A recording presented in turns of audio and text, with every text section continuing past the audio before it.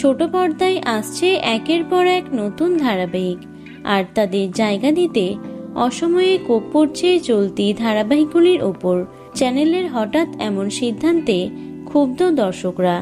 জি বাংলায় ইতিমধ্যেই শুরু হয়েছে নতুন ধারাবাহিক সাত পাকে বাঁধা।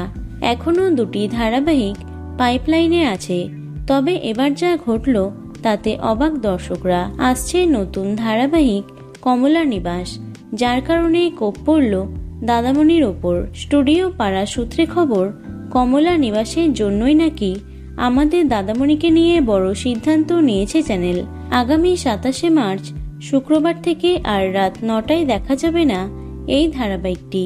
এখনই একেবারে বন্ধ করা না হলেও সময় বদল করা হচ্ছে এটির। এবার থেকে রাত 11টার স্লটে দেখা যাবে আমাদের দাদামণি। বদলে কমলার নিবাসকেই নাকি দেয়া হতে পারে 9টা স্লটে। রাত 11টায় টিআরপি বাড়ানো এক প্রকার অসম্ভব বলা চলে। তাই অনেকের ধারণা হয়তো কিছুদিন পরেই শেষ হয়ে যাবে এই ধারাবাহিকটি। প্রথম দিকে ভালো টিআরপি পেলেও বর্তমানে টিআরপিতে পিছিয়ে পড়েছে এই ধারাবাহিকটি। তাই হয়তো দাদামণিকে নিয়ে এমন সিদ্ধান্ত নিতে বাধ্য হলো চ্যানেল কর্তৃপক্ষ। তো বন্ধুরা, এ বিষয়ে তোমাদের কি মতামত অবশ্যই কমেন্টে জানিও।